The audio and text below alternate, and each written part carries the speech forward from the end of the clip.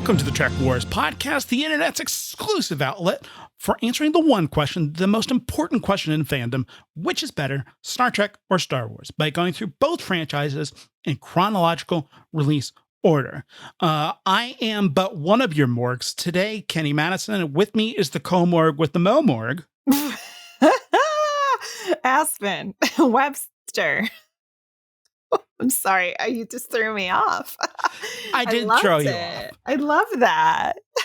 I did throw you off because there's a brand new status quo today. Yeah.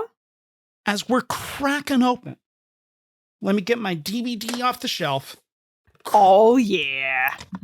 Cracking open season 3 of Star Trek, the original series, with Spock's brain. And also, I would reach for my Blu-ray set of Star Wars, The Clone Wars Season 1, which I purchased. Which, you know, that it would distract me too much with its beauty. Yeah. Ambush, Season 1, Episode 1. Yeah. Of Star Wars. The Clone Wars. Congratulations, Aspen. It's time. We've done it. It's a new era. This is my moment. This is for me. And that is not, you know what? I sure don't. I'm feeling great. I'm feeling so good. Feeling great? I'm feeling great. I'm feeling great too. I'm like ready to roll. This is why we blazed through Ewoks. Blazed Through it. Only took us a year.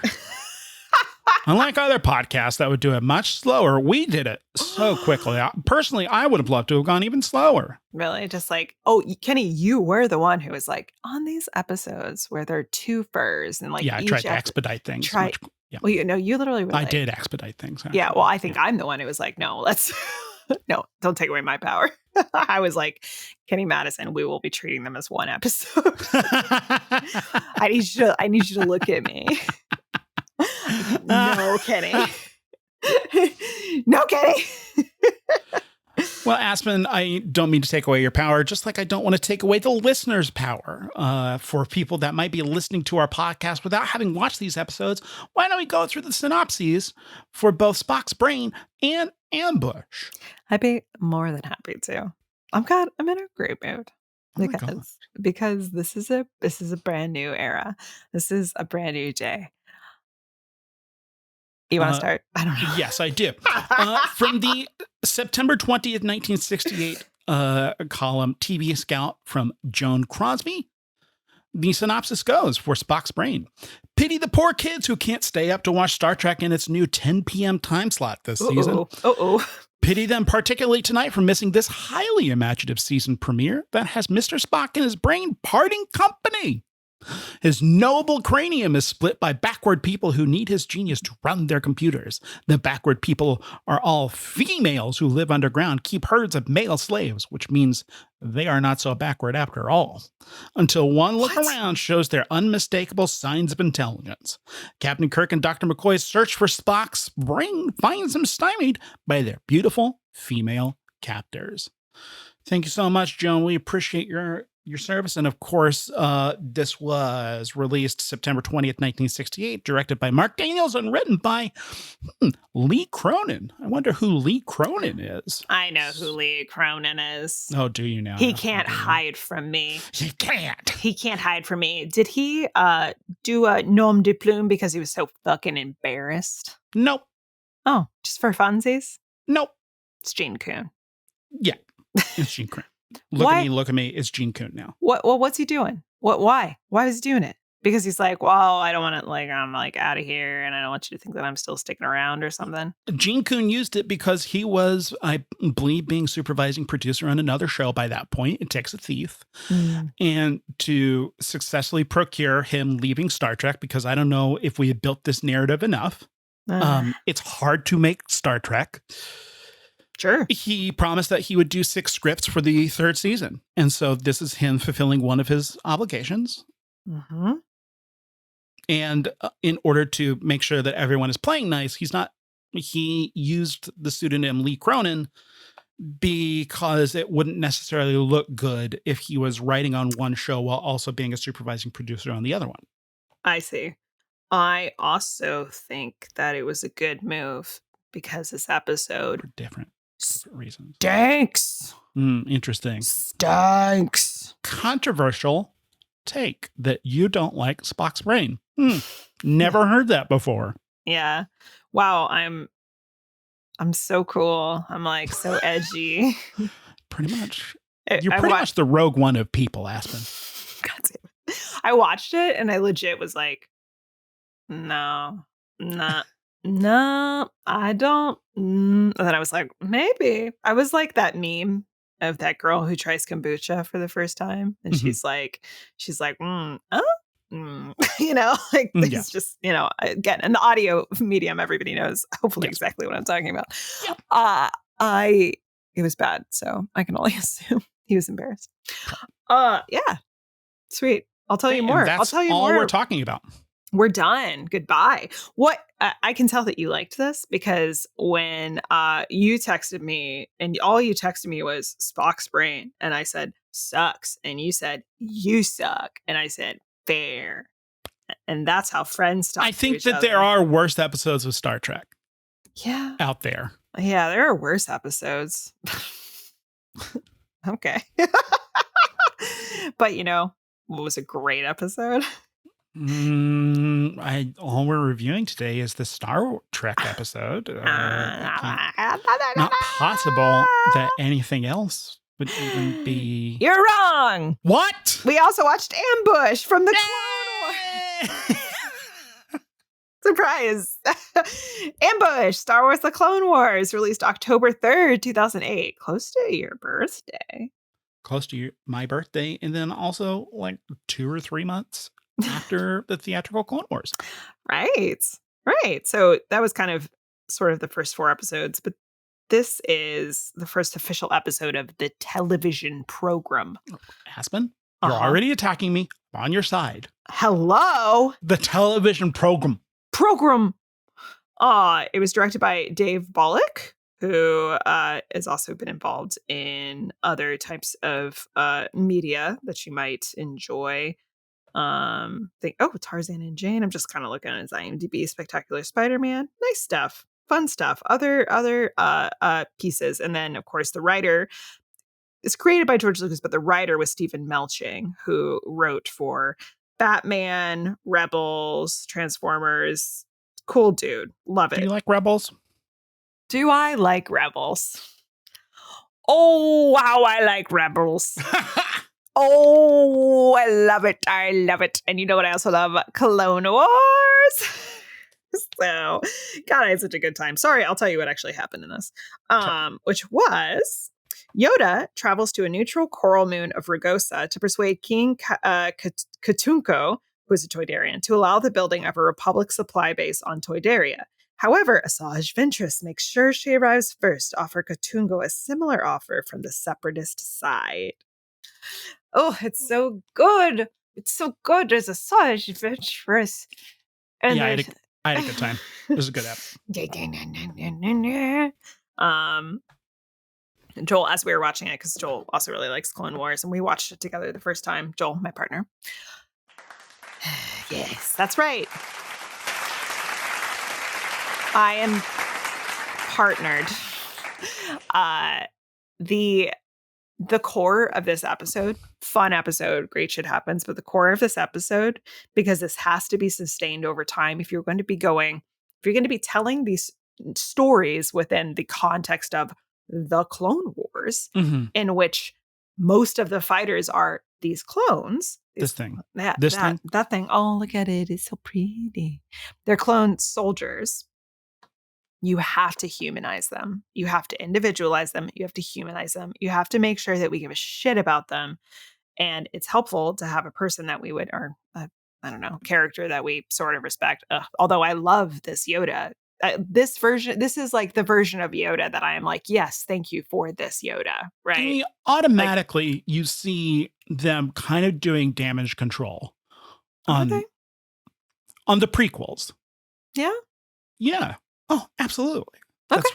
That's one of my conspiracy theories, that because Lucas is a person that wants his ego to be massaged a little bit, but also like Filoni and team want Star Wars to be the Star Wars that they grew up with a little bit.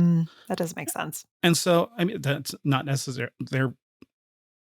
I like the Clone Wars theatrical movie. I think it's a whole heck of a lot better than the prequels. Because we're talking about vibes. And I think the movie hits those Star Wars vibes, and right here it's hitting those Yoda vibes. This is who my Yoda is, as opposed to the prequels that we have kind of changed that character. Now I got a Yoda that's a little bit of a stinker, but also splitting the difference between the wise Yoda that was kind of solemn and stoic and stuff. Right. Yeah. Well, and actually it calls back to something you said last episode, which is the first time we've had someone kind of leading a project who grew up a Star Wars fan. Yes. So there's this element of, that's my Yoda, but also just this Yoda. I mean, just almost from, not that art is actually objective, but like the original Yoda and his little form, the times he's the times that he's a little stinker, that kind of interesting to like kind of complexity to him, where he is not just a solemn, boring dude who's just like not noticing shit going down and doing anything about it. Right? He has other pieces to him. It's like just an objectively better character. You're just having more fun. It just feels.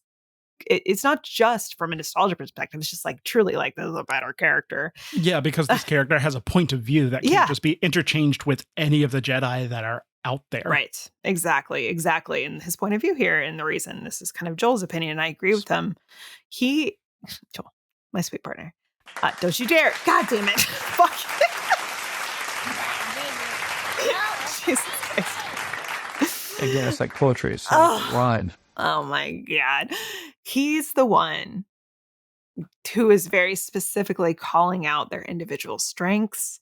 He's guiding them. He's mentoring. He's kind of effectively, he's trusting them, but also training them and saying and calling them out individually. They take off their helmets in the moment that is very specific to say, you, this is your skill. You, this is your skill. Like, let's think beyond kind of maybe what we're used to, because I notice, like, it's a good mentor. It's a good teacher move to say, I notice your strengths and I want you to really lean into those strengths. I love it. So again, the kind of thought is here is like, that's what makes it's to start it there is kind of what makes the Clone Wars work. It's also a heck of a mission statement. This is in the limited amount of research, or rather the limited amount of literature that there is, because there's no, as opposed to the tomes and tomes of oral histories and litanies of other interviews, there's not much of the Clone Wars in terms of the making of the day-to-days, as opposed to the big honking book that I'm reading for Star Trek. This was made later in the season, or production order was later in the season. They moved this up to be the premiere episode, and it's a huge mission statement for what the Clone Wars is going to be, because you're not,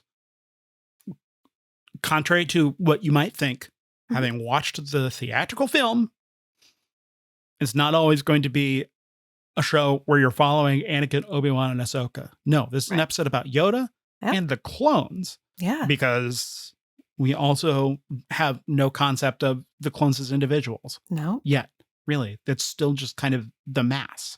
Yep. All of these clones. And this is just like, nope, this is different. We are splitting open what your concept of Star Wars is wide open. In a way that, because, no one includes Ewoks and droids in that occasion. So, I think, apologies if I'm repeating myself, your best friend, D. Bradley Baker, I think I said this, I'll say this again, very purposefully created different, he voices all of the clones, but he very purposefully would give them different types of voices. So they all sound the same, but maybe they have different tones of voices. What kind of sounds like this? Yeah. I got a high voice. Yeah. One is I got a low voice. And I got a medium voice. Yeah. They're we gotta get these clankers, sir. Clankers. I've got a big gun.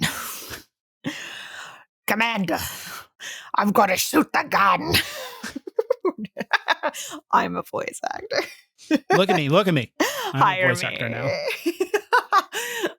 Yeah, he gave them all specific characteristics and certain things that they would say and pieces about them that he really wanted to cleave to. And so it's a visual, they're visual differences, like they have different tattoos or different haircuts.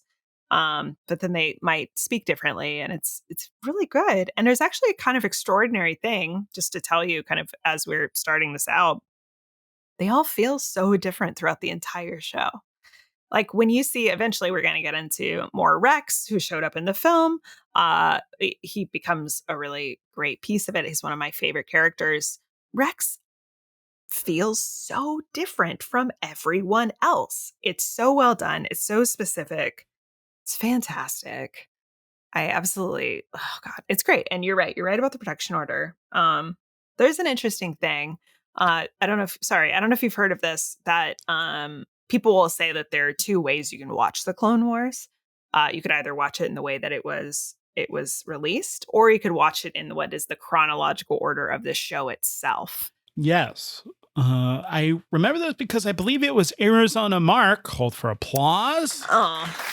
Oh, buddy. Not to just automatically invoke Arizona Mark so quickly, but Arizona Mark asked us at one point, were we going to do it in the chronological order? To which I, like the killjoy I am, Dikembe Mutombo'd him and went, not in my house. Yeah, you were like, listen, wait, the whole point of the podcast. We do it in release chronological order. Yeah, although, I mean, look, we're going to run out of Star Wars before we run out of Star Trek, unless there's just a huge glut. So maybe, like, we reach the end of Star Wars and we could do it, like, in chronological order. Who's to say? Do you think the world will still be around when we get to that point? This podcast will. Okay. Yeah, you can't stop the signal.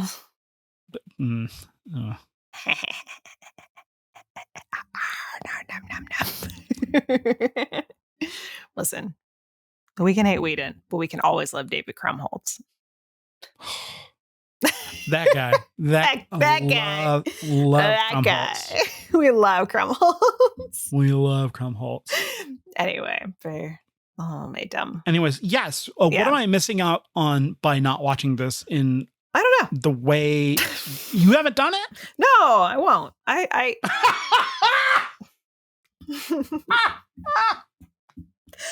don't know. There's a reason why things are released the way they are, in the same way that there's a reason why an album is released in a certain order. I think maybe there's something probably interesting to it. I believe technically, chronologically, the first episode is like Rookies, because it kind of like takes some really key clone characters actually, and kind of you'd see them as they're kind of training and getting started. It's a good episode. I think. Well, okay. Yeah, Actually, I was watching some obnoxious YouTube video. By obnoxious, I mean it was actually pretty informative, but I was at odds with the way that this guy was framing George Lucas. People are, yeah. But as soon as he started talking about this great episode called Rookies, I was like, nope, spoilers. Got to turn it off. Rookies is great. Even though I know that Ahsoka leaves the Jedi Order because I watched all the Rebels. Yeah, and because I talk about it constantly. Yeah. Yeah, and you watch Rebels, you know what's happening afterward. You've seen the show Ahsoka. Like, there's all these pieces, right? But the best comparison, actually, and this is just a me thing. I think the best comparison that Star Wars could make is probably to the films of Akira Kurosawa. Oh my God. Do you think maybe like he was influenced by them? What? No. Oh man. I mean, my favorite movie of all time is The Hidden Fortress. Wait a second. Ow. Oh my gosh. Arrested Development. That most like the last season that came out, the one that was like released in this very specific order, focusing on each person, right? That's what I'm so sorry. I have to correct you. Oh. There's another season after that. Really? There's a season 5. Wait, maybe I've seen season 5. Okay. Season 4 then is what I'm thinking of. Yeah. Okay. So I was told by people who are grumpy, they were like, you can watch it. Oh, because on Netflix, I think there's even, maybe it was US, I don't know. There's two ways that they Yes, presented Arrested Development season 4 now. Right. They present it as you can just watch it in the way like it would be like where all the stories are mixed together and you can like watch it chronologically, or you can watch it this other way. I was watching it that way. I was watching it the like chronological because everybody kept being like, this structure sucks. This is so bad what they've done. I know. And I got through like an episode and I went, no, I don't think so. And I started rewatching it and I actually watched it in the original way it was done. And I was like, this fucking rules. I thought it was very interesting. I thought it was structurally cool. So like, I think that I if something is deliberately made in such a way as to elicit certain, like maybe get themes out there at certain moments, it doesn't necessarily have to be like following a chronological kind of space. I'm smart. I know who those people are. It is okay. You know what I mean? So that's all of me telling you why I'm fine with the release order of the Clone Wars. Well, there's also, I guess, is there an intended Dave Filoni as the one that wears the fedora? I would require you to watch it in this order. Of course, we start off with, naturally, Caravan of Courage as the first piece of Star Wars that you start with. Coming from me personally, or do we think that there might be something that's coming from is on there high? One? I could type it into DuckDuckGo because that's the search engine of my choice. Good for you.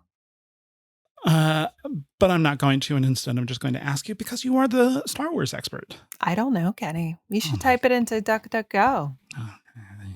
I have a guess. I'm going to tell you something based on vibes alone. I feel like Filoni would be like, do whatever makes you happy. Is there preferred? Oh. Is there preferred? I mean, what's preferred? You're probably going to get a lot of results. That's just from, yeah. Yeah, you're going to get, engines are bad now. Well, why DuckDuckGo instead of the Googs? I try and not give Google more of my attention than I have to. Because, they're bad. Well, I could tell you. There's a lot of bad. I'm not saying do it. I'm just... No, I know. I'm having a real time with tech. I worked in search engine optimization. I know how this stuff works. But anyways, I don't think that we're going to get an answer anytime soon. It will require depths of research. I've already allocated my research time to reading a lot about Star Trek today. Oh, I have dedicated a lot of my time to being cool.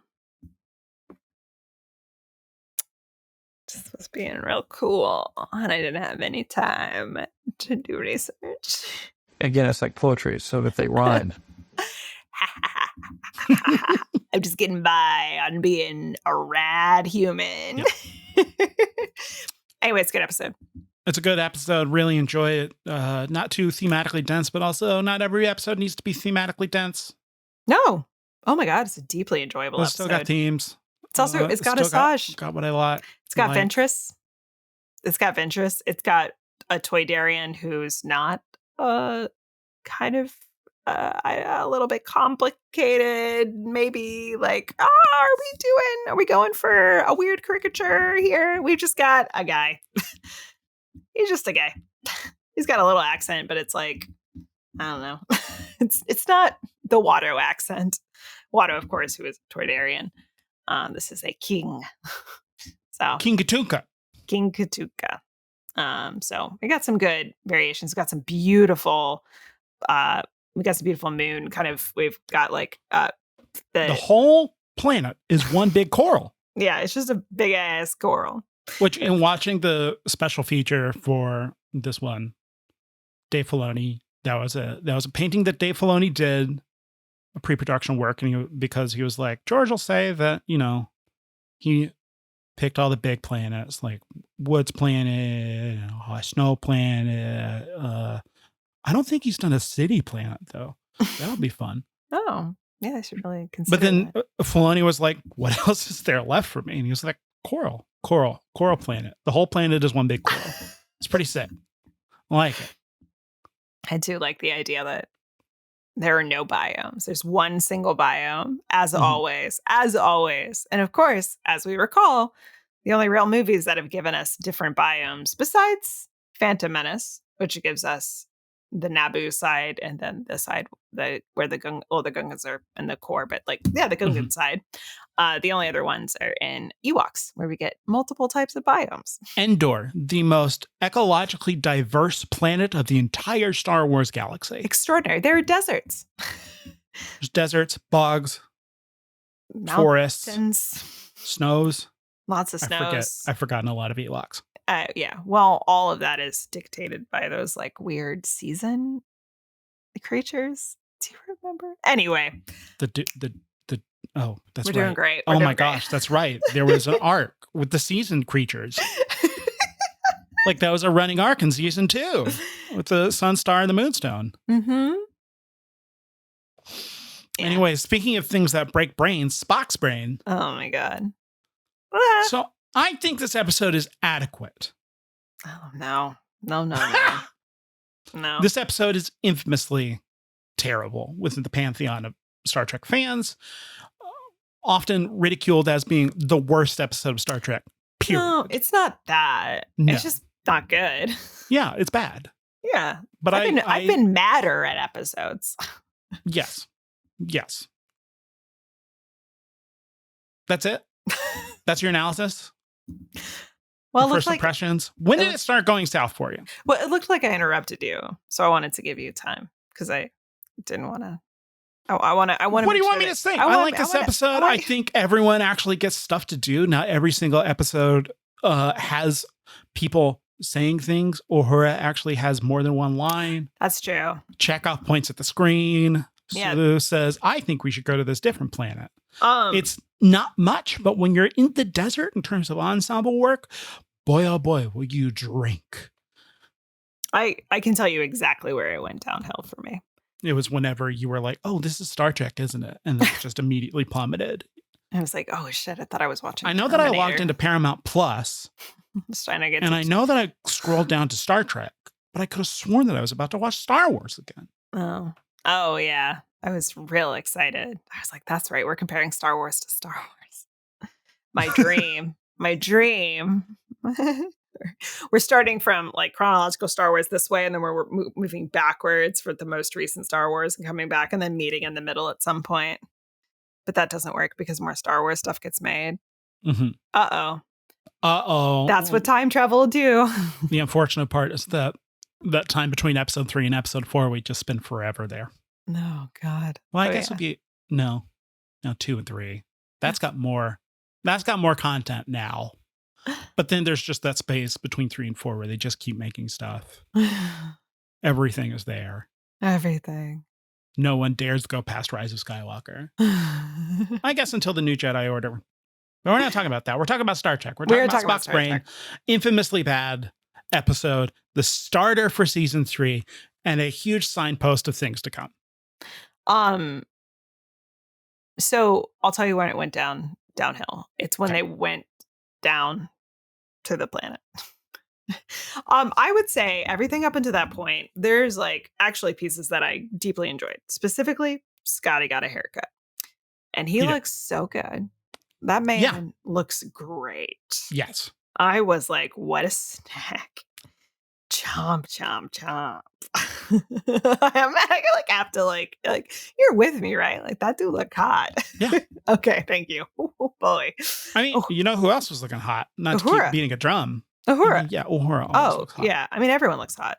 But Shatner, though. Shatner looks hot. Shatner looks great.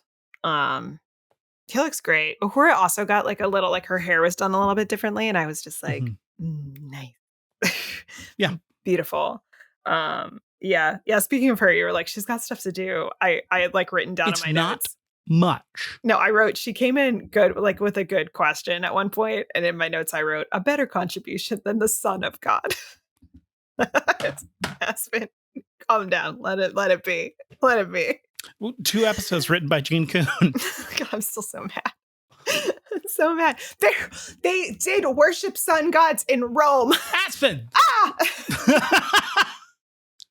Sorry.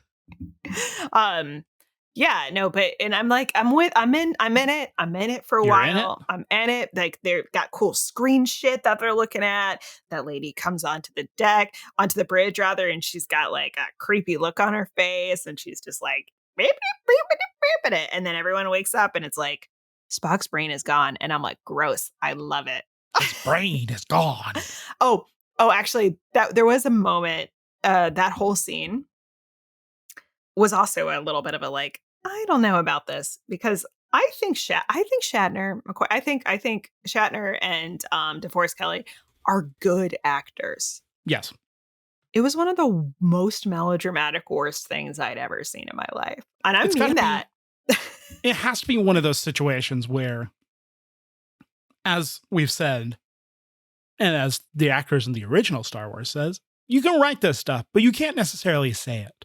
How do you dramatize? How do you successfully, honestly convey the emotions that your friend's brain was brain napped? How do you do that in an honest way? Just snip, Or snip, not out. in a believable way. Like, I feel like we should play that scene for people.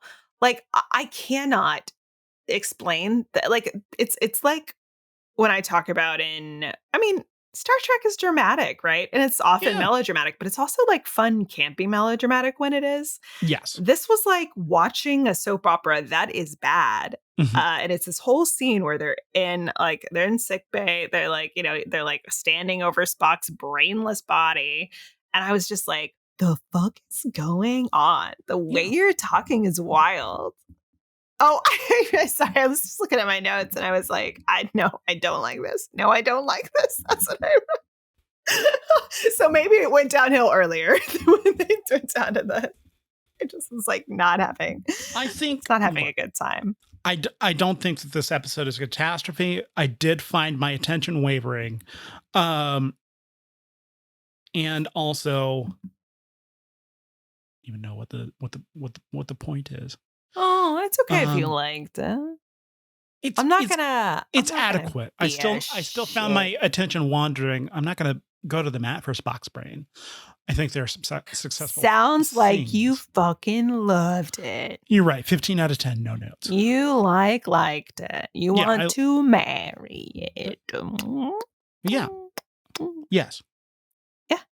When's the wedding? Can I come? Do you want me to officiate? It's tomorrow, actually. Oh shit. We're gonna go down to the courthouse. I've invited 200 people. I'm busy. You didn't Too bad. Tough. Hey, what? What was I going to say in regards to Spock's brain? Ah! I remember what I was going to say. You can feel that something is amiss pretty quickly. Mm-hmm. In that way of just the vibes. The vibes are off. The vibes are off. There's something off, and I can't. It's that intangible thing. It still kind of feels like Star Trek because this is Star Trek. Roddenberry is at the helm. It's just something is amiss pretty quickly. Yeah, and it just doesn't work. Yeah, and it's going to be a signpost of them being like, I don't know. If I'm recalling the season correctly, and it's been a while since I've watched season 3 of the original series, but you're going to get a lot of, isn't this sci-fi stuff like kind of kiddie stuff? What? Or kind of like from the show itself? You know, whenever science fiction is done well, it feels like it's talking to you intelligently as opposed to like people that are doing sci-fi, but they don't necessarily know sci-fi. And so they're throwing sci-fi at you and you're like, okay, this is technically science fiction. Yes, this qualifies within the genre. Right. Yeah, I think Star Trek is not always going to hit. Sometimes an episode is just an episode. It's not actually saying anything particularly interesting. I have more fun if it's saying something, it's being thoughtful about what it's trying to say to the point where, it presents something. Even if I disagree, an interesting thing to have a conversation about. Like I might be grumpy about it, but I'm like, at least you have a thesis. Yes. So here's where we go into a little bit of our deep dive. All right. Gene Roddenberry. Heard of him? Oh, He's like George Lucas, but hornier. Is he Lee Cronin? No. Lee- Because Lee Roddenberry Lee has too much Conkin? of an ego to go by a pseudonym. Oh man, that reminds me. The Making of Star Trek book Mhm. that was published in between season 2 and 3 of this. Yeah. It's written by Stephen Whitfield, who's just an author, with Gene Roddenberry. He's just a guy. He's just as stupid as opposed to Gene, the great bird of the galaxy. Anyways, in this book, I've never seen this before. Every time that Roddenberry makes a contribution, it's like the Bible. All of his correspondence is in all caps. Red? Oh. It's not red. It's a little bit more ostentatious than that. At least the Bible, whenever they're printing that, is a little subtle, and it, does have lower cases. In the Making of Star Trek book, published at this time, all of Gene Roddenberry's stuff is in all caps. Anyway, Honk shoe. Me. exactly. So Don't give a shit about these men. Go on. at a convention, at some public speaking event, drumming up support for season 3 of Star Trek because famously, Star Trek was going to get canceled. You remember that? Yeah, you told me. Yeah. And then they come up at the end of the Omega Glory and there's like, Star Trek's back. Knock it off. Please stop sending letters. Oh, right. You did tell me about that. Yes. And so Gene, drumming up support of season 3, is like, we're going to do a whole bunch of cool stories. We got to give NBC some credit. They're asking us to do some cool stories. We've got to talk about the Vietnam. We got to talk about race and hunger and organ transplants. Because you know what has just happened for the first time, Aspen? A heart transplant? Heart transplants. Wow, 1968. Great job, everybody. Yeah. That was another hot topic in 1968, taking controversial organ transplants one big step further as aliens appropriate Spock's gray matter. And so whenever they're putting together this episode, they're like, you know what's hot? Heart transplants. Because everyone's like, is that kind of right? And that's where they're starting at. Okay. What if it had been an episode that was like, I mean, it is kind of this, isn't it? I was about to be like, I mean, it's literally organ stealing. Yeah. That's exactly what it is. But I was like, which is not exactly rougher. Heart transplants. Yeah, I was like, it's horrifying. Yeah. It's organ stealing. Yeah. According to These Are the Voyages, TOS Season 3 from Mark Cushman. Organ swapping was a hot topic that year. The first heart transplant was as recent as December 3rd, 1967 in South Africa. This episode was written, I think, around March of 1968. The patient died within 18 days amidst controversy in a media circus. More transplants were attempted throughout 1968 to the outrage of some religious groups. And your heart is where your soul lives. Just so you know. I'm glad that I know that. That's what Jesus Christ says. The Son of God. And then Gene Kuhn, looking to fulfill his 6 episodes as quickly as possible so he can go back to other job. He had written an episode of Wild Wild West and where the brains of famous scientists are stolen and used to build the world's first computer bank. And that story itself was pulled from a short story called The Cybernetic Brains, published by Startling Stories in 1950. The concept is actually kind of rad. Yeah. Honestly. Because they steal his brain to run their whole complex. It's pretty cool. That's pretty cool. I like that. I like that. They Yeah. transplanted him into their underground lair. Yes. He became their supercomputer. Yeah. A very cool sci-fi concept with nothing to say at all. Yes. And here's where things get a bit interesting. Okay. Okay, so Gene Kuhn, obviously writing this episode, Lee as we've Cronin. talked about, Lee Cronin. The new showrunner is a guy named Fred Freiberger, where everyone is just like, this dude's a twerp. He ruined Star Trek. Nah, man. Fred Freiberger was a company man, a former World War II vet that was a POW in a German prison camp. He was a Jewish soldier in a German prison camp and managed to survive. He was in it for 20-ish months or so. After that, naturally, where does he go? Works in TV. And everyone's like, fuck this guy. People suck. People do suck. Star Trek fans sometimes. Star Wars fans are. Star Wars fans, I will say, are worse. But Star Trek fans have just been at it for longer. Yeah, I'm sure. Anyways, Freiberger comes along and he's a studio man. One of the things that he's good at is being a company man and being a fast rewriter.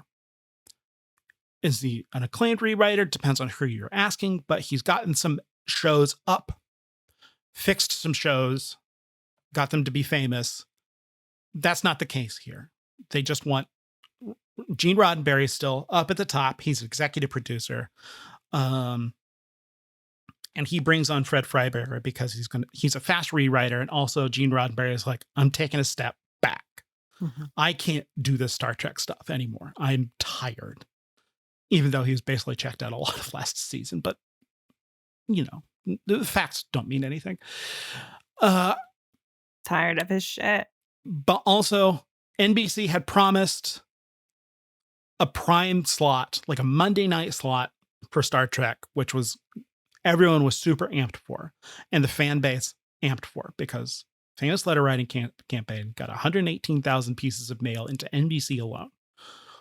And so they came on the end of a Star Trek episode. We're like, please stop sending letters. They announced the Monday slot. Great. Gene Roddenberry's like, you know what, NBC? I'm going to come back. I'm going to be the day-to-day producer. You've got me. Here we go. And then NBC's like, psych, actually, we're moving you to Fridays. And not only that, we're moving you to a slot where we know that you're going to fail. 10 p.m. They can't outright cancel it because they have just gotten the most mail that they have ever received, period. But no one likes Gene Roddenberry at NBC, so they're setting it up to fail. So they can sabotage the data. Yeah. And be like, look, no one's watching it. Clearly, we don't need to. That way they can't necessarily peeve off the fan base. Can I interrupt? Because they brought the thing back. Just to say, how much would it suck? Like, you're an adult. Okay, you're like, I'll stay up till 10. But like, you're a little kid and you're like, I can't watch this. I can't watch this with my family anymore. What if you really love Star Trek and you can't watch Star Trek anymore? That would just Aspen. make me very sad. It's super sad. And that's why Star Trek kicks off in syndication, because it's on like a prime slot every single day. Oh, that's nice. I'm glad everybody was like, oh, those episodes I missed. Yeah. Because this show is extremely popular with kids, teenagers, and young adults. Right. I'm like slagging off Spock's brain. If I were like a 12-year-old, I'd be like, this rules. His brain is gone. His brain is gone. So they bring Fred Freiberger. Roddenberry hires Fred Freiberger. And then Freiberger is the company man. Mm-hmm. So he is, at least the way that These Are the Voyages frames it, he's doing what the network wants him to do, what Roddenberry wants him to do, what the actors want him to do, and what the writers want him to do. Mm-hmm. Freiberger's trying to bring in as little of his own editorial process as possible because he sees the writing on the wall. Everyone pretty much knows that this is going to be Star Trek's last season. Everyone knows that, much like House Atreides in Dune, they're going to Arrakis being set up to fail. Oh, wow. Spoiler. Yeah. And so Freiberger is just like, he's just trying to do this job. And one of the dictums from Roddenberry is this humor stuff. We got to cut this shit out. And so there's no levity in this episode. Yeah, which is partly why it's like, so yeah, that's why it's so fucking melodramatic. Can you like imagine that scene again? If it were like, this is like serious, but we're a touch tongue in cheek. And like McCoy would be making like jokes about even more jokes. Like in a way, it's just like, this is serious, Jim, but like, yeah, you know, like something. Yeah, something. Some sort of levity to recognize, like, make, I don't know, play the thing for laughs. Something. It's something. It just feels. It sounds like you are making fun of science fiction with the premise that they have snatched his brain. Yeah, it feels very insulting to people who love these kinds of things. Yeah. And I don't want to stop up if you have more to do in this deep dive. I mean, I think that's pretty much it. The episode just didn't work. No, they just... Gene Kuhn Freiberger did give some notes, but Gene Kuhn just ignored them. Oh, fun. No one really likes Fred Freiberger What on the fuck? set. Okay. Fred Freiberger has very few allies, even though he's like coming in to do like a losing job, and then Roddenberry is not doing anyone any favors by being like, NBC sucks. They destroyed my show. We should have gotten a better slot. And then not only that, previous supervising producer, now co-producer Bob Justman had been putting in the job and being like, I'll be the showrunner this year. And then Gene Roddenberry is like, here's Fred Freiberger taking the job that you thought. So this key collaborator is now kind of soured. DC Fontana's gone. She'll be back for Dorothy. at least one more episode, but she's like, there's other things. Why would I can do go right this? on other things. Yeah, she's like, I'm getting out of this toxic workplace. Everyone is pretty much like checking their watch and trying to make the Mm. best of a sour situation. And that's where we're starting at with season 3. That's so interesting. It's interesting to start at such a bad spot here when, for all intents and purposes, from what I can tell, Clone Wars starting out great. Starting out great. Everyone's just having a nice time. The fascinating thing is that they've got a 100 episode order. And I mean, right now they're banking up episodes and it's completely in a vacuum. Yeah, right. Well, I guess not completely in a vacuum. All they have to go off is perceptions of what the prequels did. And so they can course correct from that. Right. And if Lucas likes it, I guess. Yeah. Which, As opposed to the weird fight that Gene Roddenberry will have this season of being simultaneously completely checked out whenever he wants to be, but also the egotist that we know Right. he is. Right. And I think that's so fascinating. Well, I mean, is it fascinating? It sounds like it sounds like it would have been a death trap. Oh, like yeah, a absolutely. horrific place to work if you were the actors, if you were writers, if you were anybody on that set. Like, it just sounds terrible. Yeah. Like, and I it will, get honestly, Aspen, it will just get worse when Next Generation comes around. what? Yeah, man. Oh, I don't like that. I just want people to be chill, you know? It chills out at some point. You know, like, I've had bad jobs. And the idea that I'm like, oh, I guess I can't quit this bad job is awful. Yeah.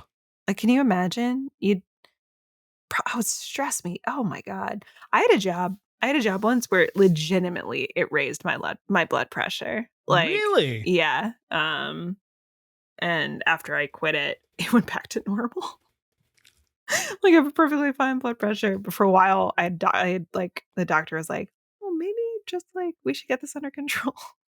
And I was just like, oh no, maybe it's this actual thing. No, it was my fucking job. So anyway, I'm saying that if I were in that position, I would die. Yeah. I have a heart attack in my 30s. Oh Yeah. God. Well, I mean, that's why at some point actors are just like, you know what? I'm good with what I've done.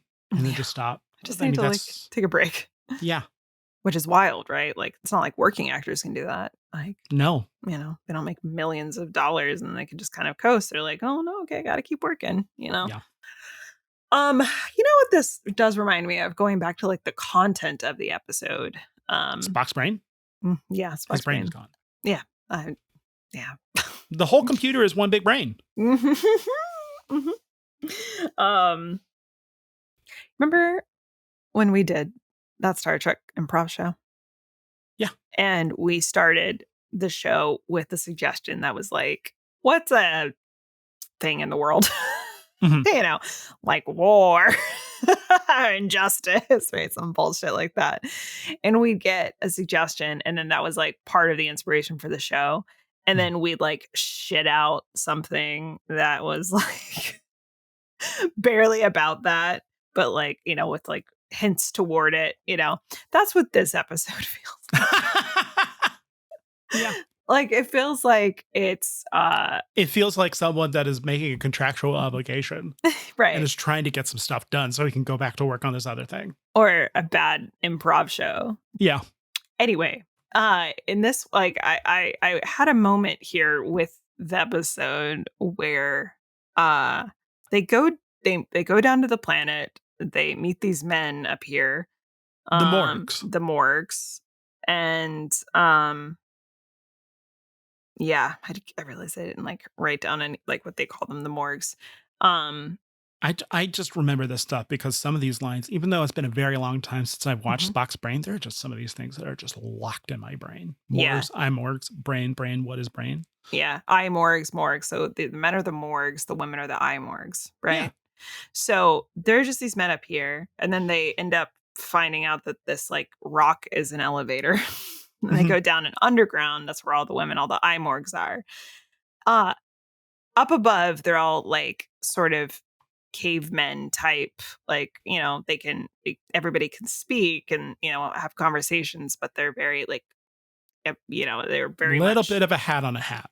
yeah. And they've been separated out. They go down and then, but here's the thing. The men, the morgs are characterized more like, you know, it's like Neanderthal-esque, right? Yeah. Whereas the women, the I morgs, are very much characterized as children.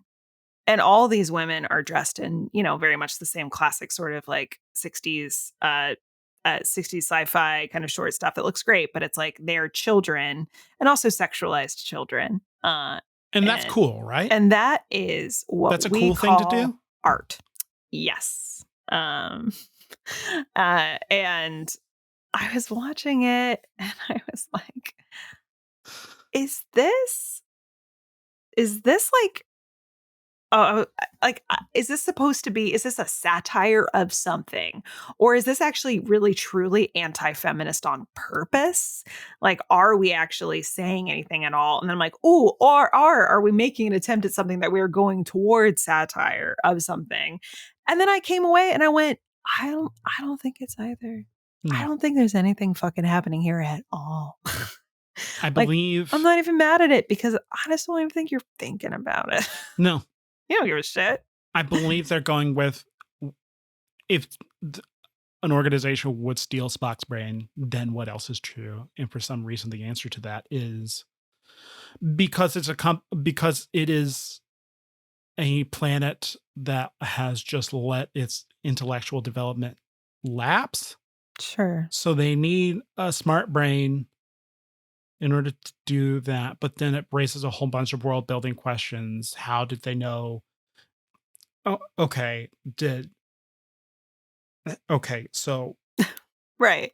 How did they know Spock's brain? Because everyone's knocked out. So did they measure everyone's brain patterns really quickly? Sure. What is this? If the transformation power fades away quickly, is there one of those things in that sick ass spaceship that they were flying in? Because the thing fades pretty quickly. Fades after 3 hours. I think it faded for McCoy sooner, I think, because he's a human. I don't know. A baby could do it. A baby could do it. I did. He became the Dr. Donna. That's what he became. Oh, which is pretty funny. Yes. So yeah, man. Yeah, I think you hit it right on the money. Yeah. It was just trying to get an episode out that started with organ transplants. That's in the news. Sure. But there's also horniness with the idea of like these women and men are separated, but also the women like take the men and feed them and also hurt them. Sure does. What's going on? What's going on? I don't get it. Like, it's wonderful. Like, and I guess it does also bring other things up, like procreation. And you're like, okay, well, if everyone's like being characterized as like a child, well, the woman child, like the men dumb. Like, I'm like feeling fucking weird, Kenny. Don't worry about it. Don't worry about it. Bad. Aspen, don't worry about it. I'm so worried. Don't worry about it. Do you have a blood pressure cuff? I have to figure out what's happening. I don't. I'll just pull my Star Wars DVDs out here and I'll calm me down. Yeah, I'll just there you go. Oh, that's beautiful. Go. Look at that. That's beautiful. Calm sand. You love sand. I do love sand. I love sand because I was not raised as an enslaved boy. No. On Tatooine. No. Yeah. So to go back to a good episode, Ambush. So I mean, you were talking about an episodes that are apples and oranges, or I guess in our case, Star Trek and Star Wars. Right. There's something to be said about thematic brevity. just what if we treated people like people? Yeah. Yeah. I mean, that is, I mean, okay. How does that come up in Spock's brain? Well, where Say more. Spock's brain is no, I'm work. Spock's brain is a hat on a hat on a hat on a hat, or I guess to make it relevant, a brain on a brain on a brain on a brain. Oh, gross. Stealing Spock's brain, it could just be a hijinks episode where they're just trying to reverse a heist and instead just get the brain back, but instead it becomes this weird thing that's kind of involving the Plato's Cave allegory and this dead society. Yeah, poorly. And also this weird stratification thing as well. And these women don't, as opposed to the singular focus of Ambush, which is Yoda's our good guy with our clone good guys. Yeah. It is. And it's just like, good guys win the day because we are tenacious. Yeah. We're and mindfulness, collaborative, and we trust each other. That's the other piece. We believe in each other, which is kind of lovely. Mm-hmm.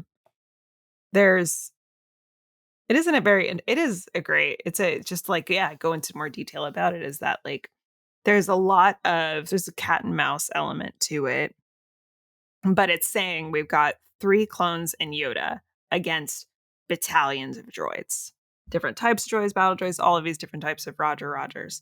And all to win the favor of King Katunka. All to win because it is strategically appropriate. It is strategically necessary to be able to have a base on this planet, right? Which, by the way, starting to get into some interesting concepts around what it looks like what you would be willing to do in war for things like strategic bases, right?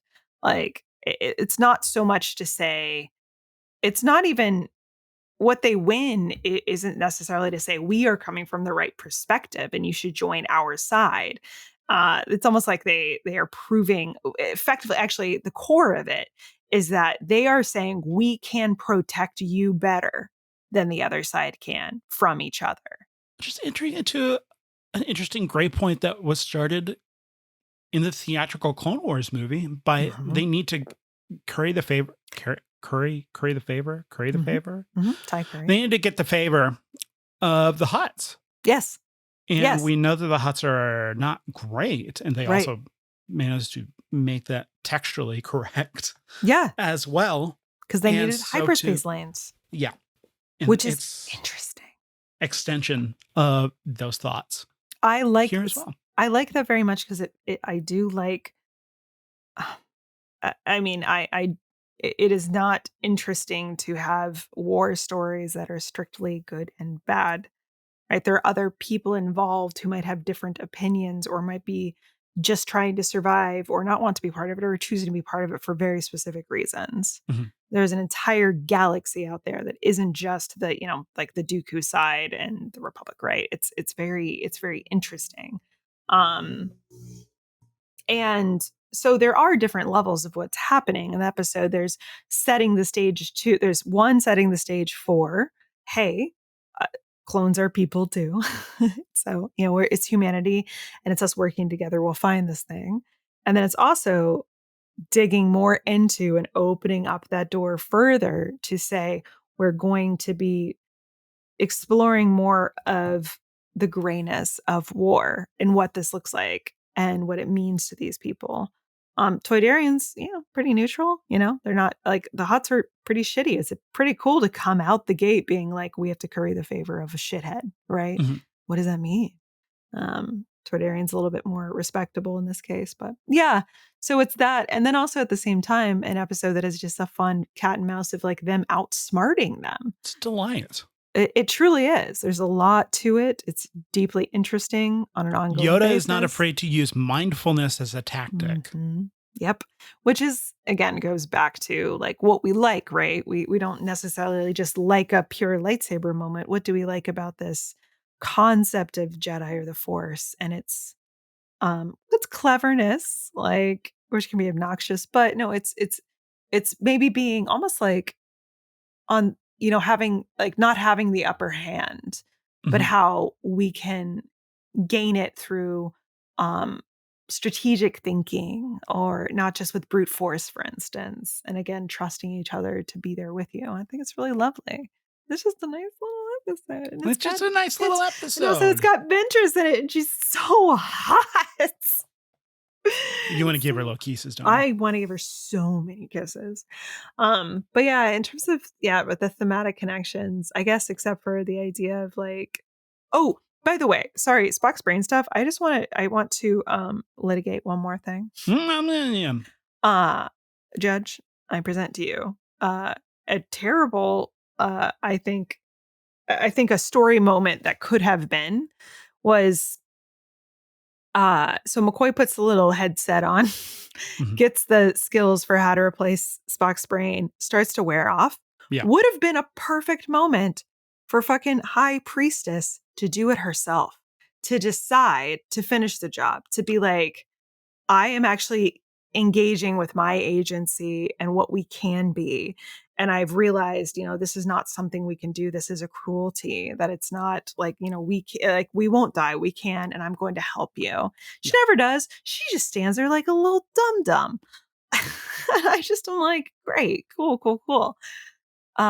So I guess the thematic connection of like, people are people. I'm like, yeah, I guess. I don't know. I mean, the thematic connection is so much more behind the scenes because both of these are kind of mission statements for what the heck to expect going on. One is certainly a lot better than the other one. Right. You're right. That's actually a really good point, because I'm struggling, right, from a content one that has a brain gets stole. The other one, you see brain as coral. That was really pretty. Thank you. You rhymed. This is so beautiful. It's so good. One is funny, one isn't. Yeah. Yes. I love the joys being little silly gooses. The silly geese. Little Roger Rogers. Oh, that's what you like? I think it's funny. Oh, no. A long time ago, start date this week. I courted a beau, I dated a geek, but none of them could warp my drive into hyperspace. The best of both worlds kept me in second place.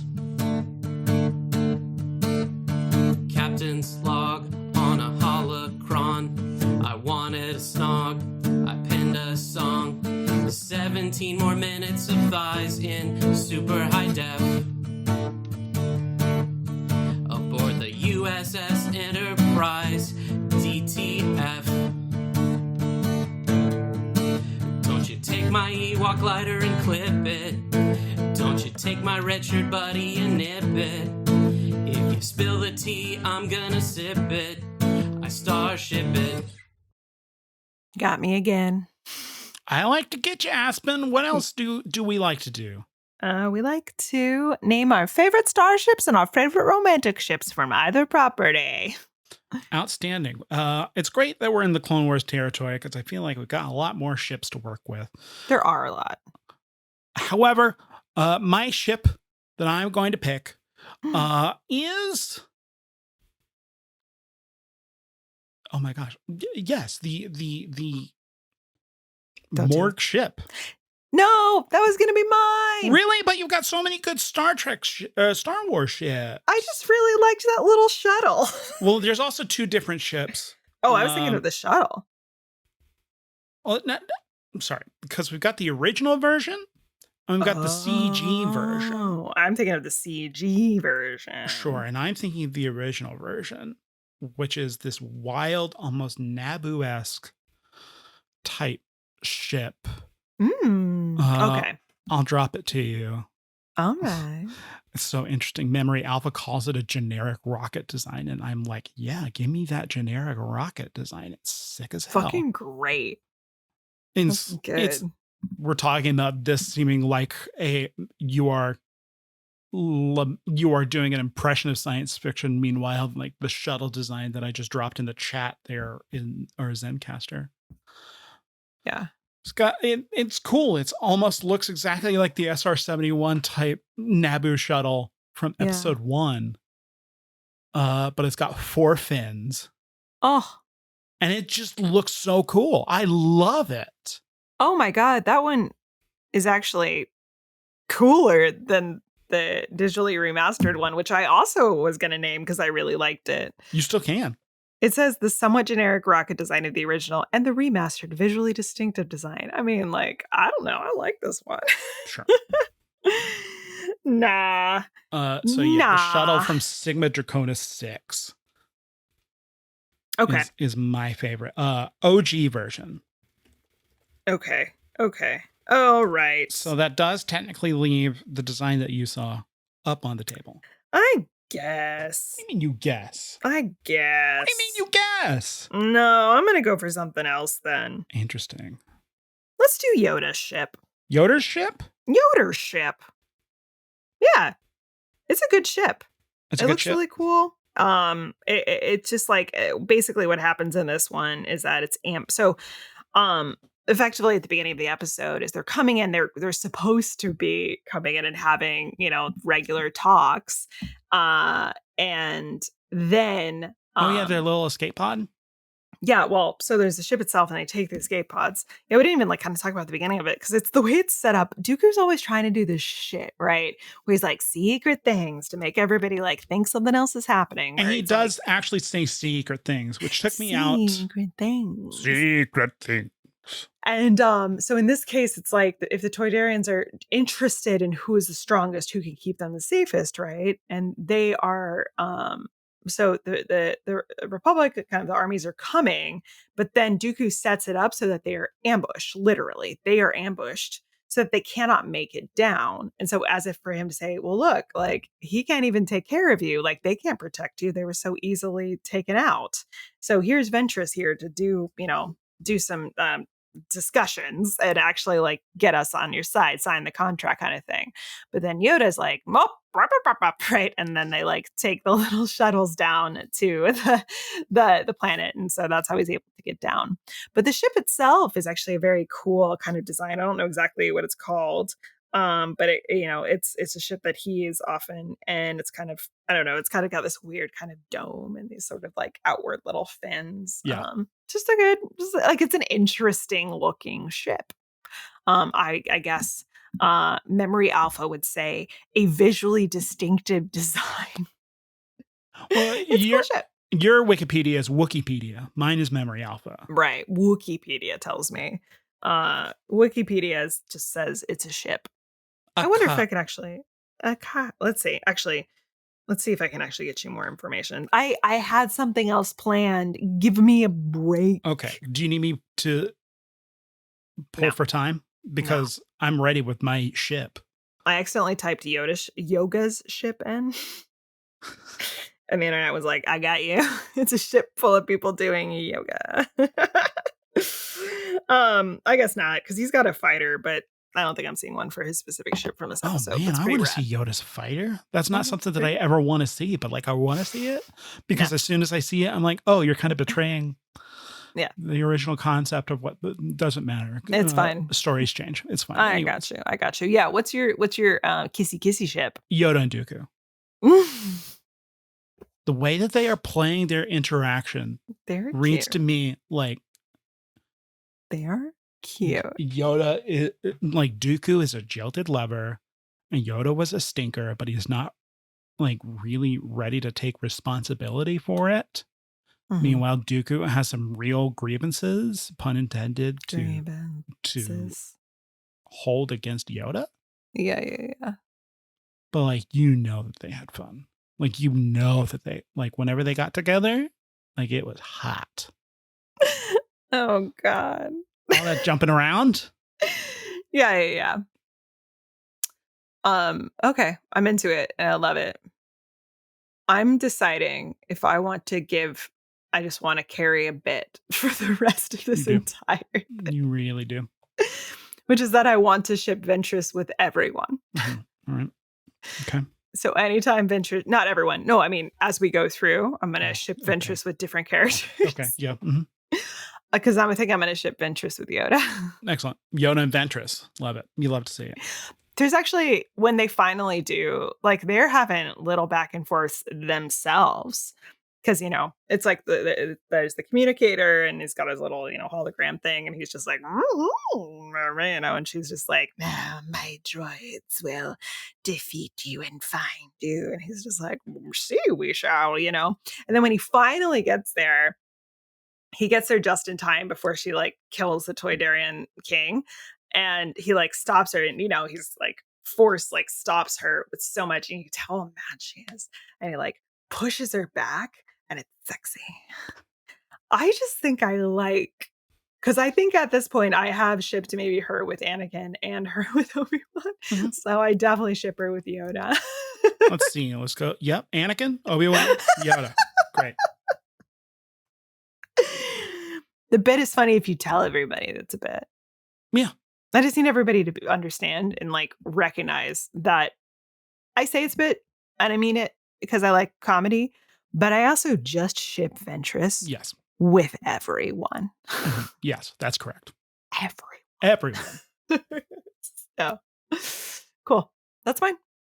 That's yours, but that's certainly not the end of our podcast because we come to the ultimate conceit, which is better, Star Trek or Star Wars. Again, the episodes on the table: Spock's Brain, Season 3, Episode 1 of Star Trek, the original series; Ambush, Season 1, Episode 1 of Star Wars, The Clone Wars. Correct. You got it right. Aspen, why don't you start it with the Spock's Brain? 4.3. 4 surprisingly high. Listen, there's you were right that there are worse episodes. There are episodes I hated. Mm-hmm. So I'm not going to go down as far as a hated episode. Mm-hmm. But listen, I'm not like other guys. I'm not going to say this is the worst episode because I don't want to be part of the pack. I want to be different. I'm different. I'm built different. So we're going to give it a little bit of a bump so that you think I'm different. It's a bad episode. Yeah. 4.3 is a bad score. Yeah, I'm going to rank it a 5, which is interesting because I was so much more glowingly positive about this episode than you were. Yeah. But I'm just like, yeah, it's just a shrug. And then I'm looking at my last week's episode of ranking of 5, and I'm like, yeah, they're about the same. Shrug. I guess assignment Earth's kind of, I don't know. But I liked this one. I liked that episode. I liked assignment Earth. Yeah. It was fun. Maybe I just don't like Star Trek anymore. Oh boy. Who knows?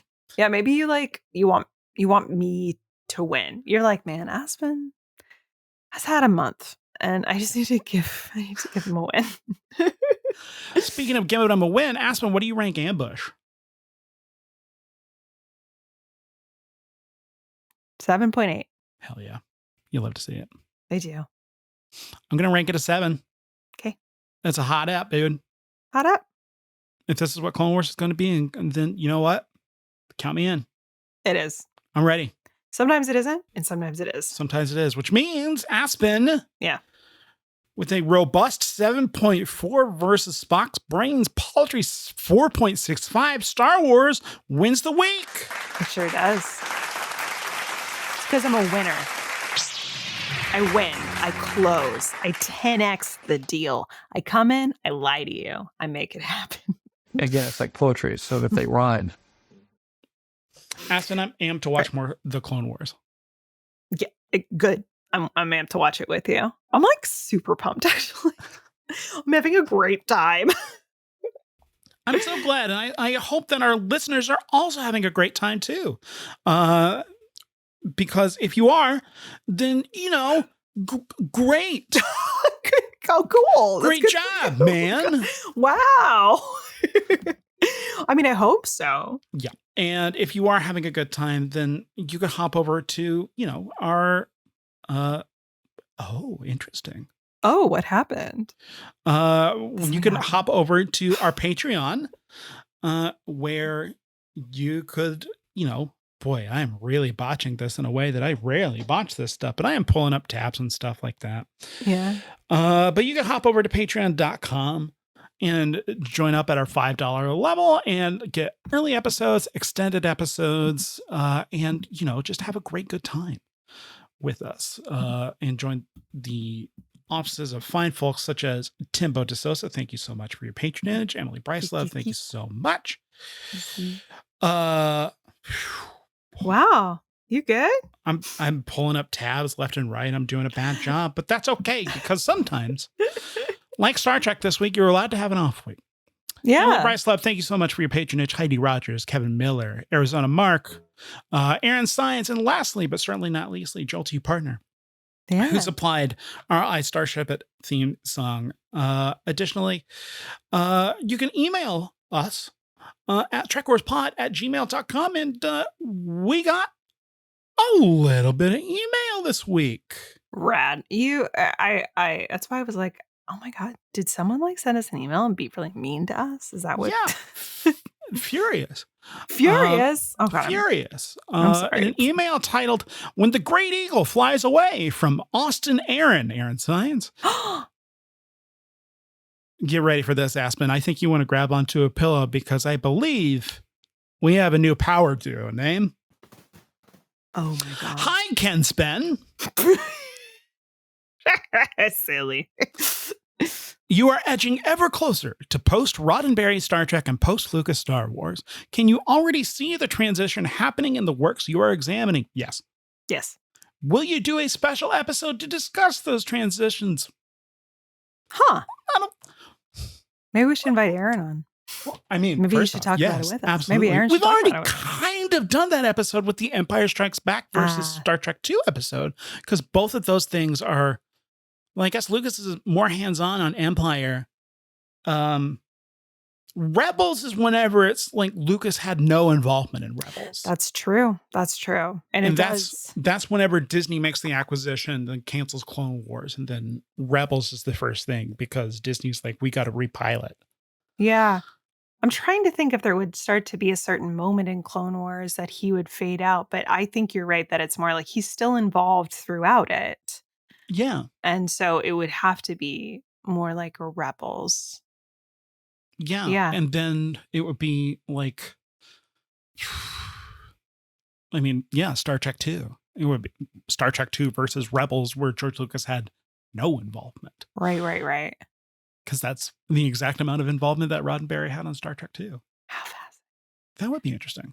Yeah, but it brings up, of course, like we are talking about it because we spent a lot of our energy talking about Roddenberry and Lucas as part of the great man narrative. Yeah. And I spend a lot of time being mad about it. You do. And there's plenty of stuff to be mad about. Because even after the great man narrative passes away and they are no longer involved, there are still pieces that are very frustrating. Because ultimately, and maybe this is something to think about, what is the great man narrative? Like, if it's about one person, what does it look like when you've actually expanded it out? And it's like the capitalistic structure itself is the great man, right? Writing its own history. Yeah, because whenever you get rid of the great men, then you have not necessarily company men, because in Star Trek, there's a weird... Filoni is many things. I'm not sure that Filoni is like, let me carry my worldview in so much as he is, let me carry on with the vision of what George wants. And that's a little bit with what Rick Berman did. But Berman's idiosyncrasy, that's fascinating. Yeah. Rick Berman and Dave Filoni are both company men that are stewards, but then underneath Rick Berman are more idiosyncratic showrunners that are then able to bring their own personal stamps. Sure. Without violating necessarily what Roddenberry wanted, because Rick Berman, for all his flaws, of which there are many, very much was like, would this be what Gene would want? Like 13 years after Gene Roddenberry died, still asking, like, is this what Gene would want? Oh, gross. Which is that under Rick Berman's tutelage, we get the highs of DS9, and then we also get like the lows of whenever Voyager is, well, and also like the first 2 seasons of Enterprise, because he's kind of adhering to that ideology. But like, I don't think Rick Berman is holding to like everything of Gene's, but just like what we as a society are like, this is what Gene's vision is. You know, does that make sense? I think Yeah. Gotcha. we see that as gross, but I think that there's a lot of weird honor in that of being like, I want to be. Well, I think maybe it isn't gross. It's more like you can be guided by the Yeah. vision and take it in the directions you want to go in, and or like that are ultimately, Yes. you know, what they need to be, right? But still be like, yeah, I am. think you are correct. He does kind of hold on to it a bit too close, and that's that and just exhaustion with Star Trek kind of does the franchise in for a spell Mhm. until J.J. Abrams comes in and just like zaps it back to life. We should read questions at the top of the episode. Disagree. You really? What if people stop listening as soon as you started doing the outro? No, I like that. That's a great idea. Okay. I hope people didn't stop. Yeah. Hi, everybody. So maybe, I mean, Yeah. and then it's just been Filoni and Favreau Mhm. being in charge of Star Wars, and Abrams, Mhm. Kathleen Kennedy. Mhm. I don't think Kathleen Kennedy is like doing anything except trying to keep everything okay. Not Yeah. necessarily any personal.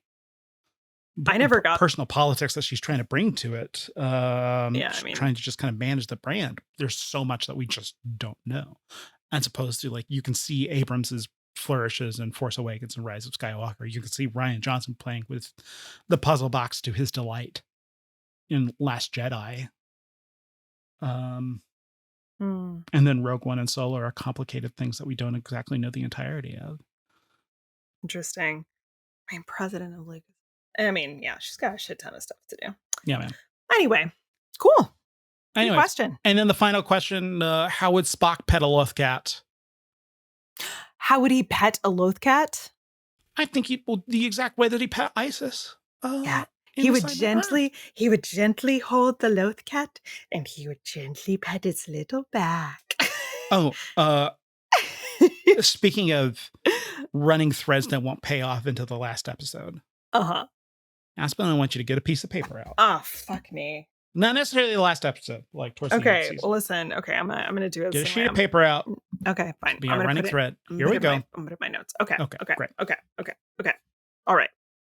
What am I writing? Woman that uses a machine to change her brain. Uses a machine to change her brain. Okay. Woman that uses a machine to change her brain. Got it. All right, that's our running thread for season 3 of the original series. We'll come back to that at the end. Fantastic. Any other messages we gotten from people? Not that I am seeing Nice. at this moment in time. Nice. Let's check the Blue Sky. You because can we are on always Blue send us Sky and messages. Instagram. You do checkwarspod@gmail, or you go Blue Sky, you go Instagram, checkwarspod. I'm doing a great job, aren't I? Absolutely. You could are. still even go to Twitter if you wanted. Man, don't do that. Um, Aspen. Yeah? I love you. I love you too. And Yes. audience, we love you. Thank you so very much for listening again. Hop over to patreon.com/TrekWarsPod in case you haven't. May the force be with you and live long and prosper.